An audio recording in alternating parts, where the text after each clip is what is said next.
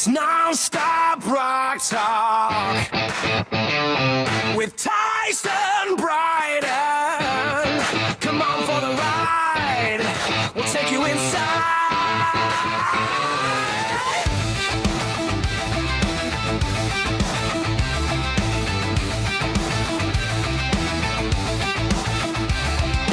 Non-stop rock talk. It's non-stop rock talk with Tyson Bryden. Come on for the ride. We'll take you inside. Welcome to Non-Stop Rock Talk. I am your host, Tyson Bryden. Today, I'm very happy to welcome from Defiant, Joe Defiant. Joe, welcome to the show. How's it going, man? Good, Tyson, man. Thanks for having me. No problem, man. It's a pleasure.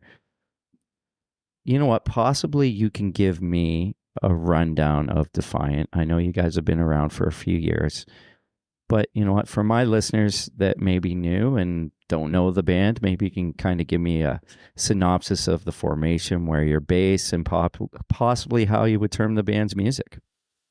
Yeah, so we're from Hershey, Pennsylvania, is what we really say, but it's right outside of Harrisburg. But everyone around the country knows Hershey, frozen the chocolate. So yeah, Hershey's more recognizable name-wise. So we started in 2018. And in 2020, coming out of COVID, is when we hooked up with Curtain Call Records and really started to push ourselves outside just the local scene. So we've been going strong for about 7-8 years and really hitting it the last 5 to 6, trying to be a little bit more regional, not just, Harrisburg based. And we describe our music. We're hard to pigeonhole at times because we use all of our influences, but we have a little bit of punk, a little bit of hard rock, even some metal elements in there at times, but just much more I would put us in the 80s, 90s, early 2000s guitar-driven rock kind of sound. Like we're not super modern. We don't use a lot of keyboard in tracks and things like that, which is big on the metal scene right now. So that's why I think sometimes we get labeled into that punk category sometimes just because we still lug around old amps and don't have money tracks and things like that. I love to hear that. I love Me hearing too. that. So I mean, I'm a musician myself. So, but I do like the tribute thing. But regardless, all the guys in my band use in-ears, and I'm the only one who doesn't. I still want a monitor in front of me. And a monitor. I want to be able to hear my guitar. And they're always giving me a hard time. They're like, you really should go to the in-ears. I'm like, yeah, but I like playing. For me, it's like, I'm like, I want to feel it. I want it. I know I might lose my hearing one day, but I'm like, I want to hear my amp, and I bring an amp. I have a real amp. And I'm always fighting it, and I don't fight with them about it, but I'm like, yeah, I don't know, guys. Sometimes I'll mention it, and I'll go, it'd be nice, but So now I'm in a band. We still all none of us use in-ears. We're all still using our amps and wedges, and we're all the same way. We like to feel the push in the air through the cabs and the raw sound of it, and yeah, it's not great on the back when you're lugging all the 4x12s around, but it's not. But it's worth it. I agree. And I'm totally old school. And it's funny you mentioned you and I, before we started, we were talking about Harrisburg and Poison, and I just heard Bret Michaels played in Niagara at the casino, which is about 2 hours from me. And his guitar player, I knew him from doing an interview before, so he invited us up to his room, and he actually said that Bret still does not use in-ears. He uses monitors, and that's how he wants to hear it. Oh yeah, is that Pete Evick? Yeah, it was Pete. Yeah. Okay. Yeah. I don't know him personally like you do, but he's a hilarious dude. He is. He does that acoustic thing. Yeah. On the side. Oh my gosh, it's such a great show to go see that. Yeah. Yeah. He was awesome. He goes, yeah, Bret just won't do it. He's like, you know what, Bret, he likes it loud, but if the band gets too loud, then he says something about it. It's kind of a funny thing. He's like, you That's guys are funny. too loud. So he's old school, and I respect that. And when Pete told me that, I was like, I love that. I love it. But I had a sound guy on the weekend. He's like, oh, if you go with the in-ears, because we had these like, we were playing up north somewhere and we had these like two catwalks. So I was like, okay, the amp is where my sweet spot is, and the monitors, the wedges weren't the same. And so I go to certain spots and I couldn't hear myself. He's like, if you go with those in-ears, you'll be able to hear yourself everywhere. I'm like, yeah, no. No, not ready yet. Yeah, I'm not ready for it. I'm not ready to take that step. So anyways, no, that's very cool. So Harrisburg, I mean, in that area, tell me, is there a music scene there? Well, there's a good music scene now, and there always kind of has been. Like if you go back, you mentioned Poison. Obviously, they came out of the Mechanicsburg, Harrisburg market before they went to LA to do the Sunset Strip thing. But they definitely started. Brett still comes back to Mechanicsburg all the time and considers it his hometown. But then you go through in the I guess probably the 90s, we had Live came out of York, Pennsylvania. Then Fuel came out of the Harrisburg area, and then more recently Hailstorm. Yeah. And then now a band that's hit big on like Sirius Octane and has been on some bigger tours, if not for me. They came out of the Harrisburg market, and they're really good dudes. We've actually played with them before. So yeah, it's got a thriving scene still. Both we have a lot of great tribute bands and cover bands around there, but a lot of bands putting out like new original hard rock music. So it's an exciting place to be for sure. It's amazing. And I've driven through Harrisburg a few times, and I always think, I'm like, this seems like it seems like a blue collar, hardworking type of town. Is that a right assumption? Is that the right assumption? Yeah, it definitely is. I don't think it's really like a steel town like Pittsburgh and Western PA was, but it's definitely a lot of like blue collar for sure. Hardworking people, definitely. But it's also the capital city of Harrisburg. So we do have of Pennsylvania, sorry, the capital city of Pennsylvania. So there's the government worker aspect of the area too. A lot of government workers. So it's kind of a mix of the two. Would you say that though, in itself, of where your environment, how your music comes out that way? Do you think your environment plays into that? Yeah, for sure. Because as Defiant, like we're not, I don't label us a political band because we're not trying to lean either side or get you to feel anything other than maybe that we're all not really the government's first thought. Like they're not really working for us. And I do think that probably comes out of our area because it's a lot of middle class that seem to always be forgotten a lot of times in in our system. And so I do think that kind of bleeds through into the frustration and angst of the lyrical content, especially, and the music, I for think sure. that's great. I mean, why not, right? I mean, metal, like hard rock and punk and metal is kind of I think it's always been an avenue to let out some of those frustrations within the music. I mean, if you're feeling emotionally something that you're feeling angry about or something, you pick up a guitar and play something heavy or whatever, and sometimes it makes you feel better. And then to write a song about that or about anything that's bothering you, I think it's an amazing avenue. Yeah, and we take it both ways. Like we definitely put messages and want to get that angst and frustration across in our music, but at the same point, when people come to a Defiant show, you're going to laugh, you're going to smile, you're going to dance, you're going to have a good time, because in our opinion, that's your time to let loose. And while we have these frustrations and angst that may fuel our music, let's not focus on them here tonight. Let's have a good time and release. Yeah. So we kind of mix the two a little bit. I like that. Now, tell me about the band's logo, because that A in the logo, is that kind of like a take on the anarchy thing from back in the the Sex Pistols type of days? And yeah, it absolutely. I sit here and say we're these hardcore anarchists or anything, but we kind of look at it as like, question everything. Don't just trust everything that they force feed you.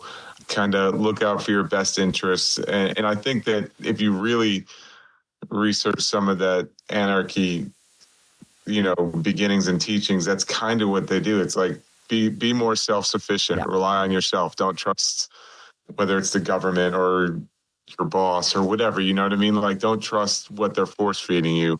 Question everything and look out for yourself. And I think, and create a community of like-minded individuals that, have similar goals. That's what the four of us are as a band. But then also, I think that extends to our family, friends, fans, whatever you want to call them, that come out. It's a community event, not just a concert. So yeah, that's cool. Now, the latest single is entitled "At the Exit." yes. I think it's got kind of like a punk vibe, but it's got like this heavy rock edge, which I think is cool. Possibly you can give me some insight to, give me an insight into the song and kind of where that comes from. Yeah, so I brought the guitar riff and basically the music bed to the band, and it was one of the last songs we wrote right before we went in the studio. In fact, it wasn't originally planned for this EP. Yeah. It just kind of fell together within the last 2 weeks, and we liked it so much. We cut another song that we were originally planning to do in favor of it, and it definitely has that hard rock guitar, and you almost feel the angst in the guitar riff at the beginning, like I don't want to say anger, but desperation almost a little bit. And then Al, our singer, writes all our lyrics. Like I may write some music, but I'm a firm believer that the singer should write the lyrics as much as possible, because he's going to convey it, vocally, so he should believe it. And I'm not going to sit here and profess to say I know exactly what all the lyrics in the song are about.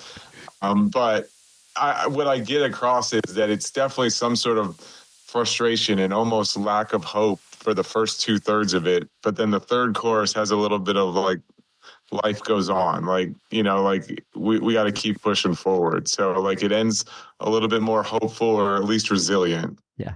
Now the video, which looks really cool.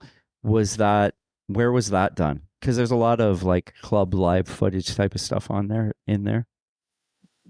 Yeah, so it was filmed. We actually did an EP release show for the song that the EP the Exit's on.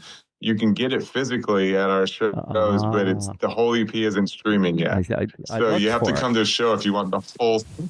Yeah, okay. You got to come to a show to get the whole thing. Only that single's out on streaming now. But like, kind of follow us through the whole day of a show, from load in to sound check to behind, in the green room, meeting fans at the merch booth, to the performance, and kind of capture the whole thing. I always laugh because, it's a 3.5 minute song and music video, but it was 11 hours of our life, that whole day. Right. From load in to load out. Yeah. But yeah. No, that's a cool way to do it. That's a great concept to kind of see it through the fans seeing. Turned out great. Yeah. So the fans seeing through the eyes of the artist of how everything goes, how it works. And I mean, I think sometimes I think people, they see the show and they see what goes into the show, but everything else that goes behind that, going into the show, the load in, the setting up, and then the tear down, and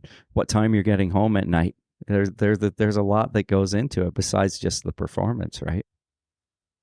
Yeah, and I thought our crew did a great job of capturing it, netting it together to make it feel energetic, but also give you the whole picture of the day. Yeah, no, it looks good. Now, so you mentioned the EP is only available at shows. What is the name of that EP? The Thievery of Minds. The Thievery of And what it kind of gets down to, the cover art for the CD is somebody receiving brain surgery on a table. It's a cartoon character, and then there's 3 doctors / robots operating on his brain, and it's supposed to be like politician, social media, and the news, because everybody's feeding you information. Yeah, that's cool. But you never know what's true, so it's almost like they're stealing your mind. They're feeding you what you're supposed to think, and they don't want you to think on your own. So that was the kind of the concept behind the title of the EP. Okay, that's cool. So are those, so you mentioned they're available at the shows. Are they only on CD or are they available on vinyl too? Right now, it's CD only. We're working on getting some vinyl out there. I'm personally in that process of putting a vinyl together. The vinyl packaging will be a little bit more than just that EP because we can fit, a little bit more. Yeah. So I'm working on what that whole package will look like. But I'm hoping to have vinyl out before the end of the year. Oh, that's cool. I'm a big vinyl guy, so just for myself even. I am too. So that's why I always ask that question. I think every interview I ask about vinyl, because being a vinyl guy myself, I generally want to know if especially if I like the music too, and you want to pick it up, right? So you're like, oh, do you have it on vinyl? Because I'm interested in buying that kind of thing. You know what I mean? Yeah, vinyl's an expensive proposition, so you gotta make sure you're putting a good product out and that you're pretty confident you're not going to end up with a whole bunch of them in your basement 20 years from now. Yeah, exactly. Or giving them away to somebody that comes over 20. Hey, do you want one of these? What is this? Right. I've got a whole ton of them here. Take 2. That's funny. So, I mean, will that eventually be available on streaming then? That EP? Yeah. So what we've done in the past is, because it's such a singles based environment right now on streaming, the last 2 EPs, I believe, what we do is we release 2 singles standalone, and then the third single and the EP kind of come out all at the same time. So we can kind of extend the life of it a little bit on the streaming platforms. Yeah, because the life of music nowadays, of how how quickly it comes and goes, is crazy to me. Like, do you remember back in the day when a single would last, like a single on the radio would last quite a long time, and to the point where you're like, I do not want to hear this song anymore. Right. Yeah, and album cycles were 1.5 to 2 years, between tours and everything like that, working all the singles. And now it's like, if you put a whole album out on one day, it's almost like a month later they're like, okay, what do you got next? I know, which is crazy, right? Like the labels used to let the bands, they let it work itself, and they worked it. I mean, I have heard stories of, bands thinking that their album should go a little bit longer, and then the label says, okay, come back in, you're going in the studio. And they're like, what? we got all this momentum, but it was still a longer period of time, right? Yeah. Yeah. People's attention spans are a lot shorter these days. That's for sure. Yeah. It's so unfortunate, right? I know.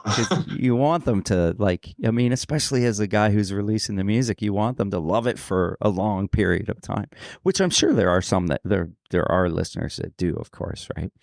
It's just. Yeah. And the other thing is that, we have to be honest, that the streaming world has brought much more competition. Like, you can, these days, you can record a professional sounding song in your basement and release it within 24 hours if you're good enough. You know what I mean? And then, so anyone can put professional sounding music out. And now we have this concept of AI music. So the competition even out there just to be heard is so vast that, they can move on to another favorite song within a day. I know. It's, for artists, I think it's got to be a little bit of a tough pill to swallow sometimes. Because there's. Because it didn't change our process. It's still. No. Yeah. Right. So, as you mentioned, this EP you just released is the 4th EP. Ignite being the previous one released in 2024. I love the cover of that, by the way. A woman in a t-shirt with the A on it, lighting a cigarette with what looks to be a Molotov cocktail. Yes. Yep. It's actually my fiance, Christine. So that's cool. I had an inside job on that one for the. It looks. I love it. It looks cool. All the covers look amazing. And then I believe on the first EP, which is the Anarch, it's just the Anarch, right? That's how you pronounce that? Well, I think it was a play on the word It's the Anarchy P. Okay. Oh, yes. Okay. You know what? I didn't catch that, but maybe I looked at it too quickly. See, there's that attention span thing. Yeah. Yeah. But no, that makes sense. Right. That makes sense. But I mean, the Molotov cocktails on the cover of that as well, which I think is cool. Now, I wanted to ask you, there's a track on that called Wendy. Is there an actual Wendy, and is it about somebody? Yeah. She's redheaded with freckles and sells baconators. Oh my God, really? That's wicked. So, Yeah, well, the funny thing is our singer quit his job at Wendy's that day and we wrote a song and we kept the standing title as the final title. that's so awesome, man. That's good. And then, so I also love the title of the 2021 EP, The Rent in Hell is Free. Great title. Thanks. What is a knuckle duster? Which is one of the song titles. It's a song we never play is what it is. But Oh, really? it's basically a bar brawl, a fight, a big brawl. Okay, cool. But you guys don't play it live anymore, or you never have? Have you played it No, live? we didn't. No. We don't love it, and we just haven't played it in a while. Oh, that's cool, man. I mean, I'm sure there's those songs that you really love, and then ones you're like, yeah, we play it. Yeah. That's cool. I mean, I'm sure you have enough material. Yeah, every time you release a new EP, you got to cut a song or two from the set usually, or if not three. So yeah, it fell by the wayside. Yeah. Oh, that's cool. I just thought I thought it was a cool title, but so that's why I asked. But I listened to it and thought, oh, this is cool. Now, you guys have shared the stage with a variety of bands. LA Guns, Quiet Riot, Buck Cherry, Puddle of Mud, and there's a whole list more. And I'm just curious, like, when doing these, so I would assume these are kind of opening slots. Is this when, like, these bands come to town, you guys get on the opening slots?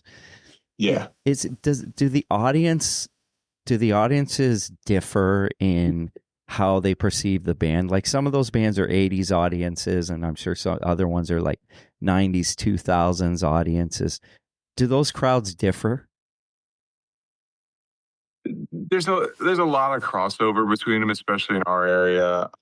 We picked those bands because a lot of them are those guitar driven, sounding that we can fit with, and we can fit with a broad range of bands because we do use all of our influences out there. I haven't noticed too, like, everyone's been super receptive of us when we play those shows. I don't remember having a really bad one. Yeah. So it's worked for us. Oh, that's cool. I mean, and that's why I asked that, because I mean, the same thing, like the bands up here, they come to a place called the Rock Pile. So like someone like, I mean, LA Guns, Quiet Riot, got bands like that would play there. Buck Cherry actually did a whole Canadian thing. They played a bunch of venues here, and the band I was in opened up for them. And you're right, those audiences are pretty, they kind of, it goes together, right? It's like, even if it's a heavier band with, say, like an 80s band, it still works. Yeah. No, they're super receptive, and they just, I don't know. It seems like if you play heavy rock and show and have some energy, and really, I mean, people just want to get out and have a good time, and because live music's just not as prominent as it used to be. I remember back in the day, like, you'd have 3 bands roll into town in like the span of a week and a half. There was always so many concerts to choose from. Yeah, and we still have a good area with a bunch of venues that get national acts, club level acts through. So we have a good area to get on shows like that. And yeah, it's good to play in front of those crowds that maybe wouldn't come see you on a local show, and give that opportunity to meet you and see you. And we always make a point of hanging out at the merch booth, all night and meeting as many people as we can. Which is perfect. So.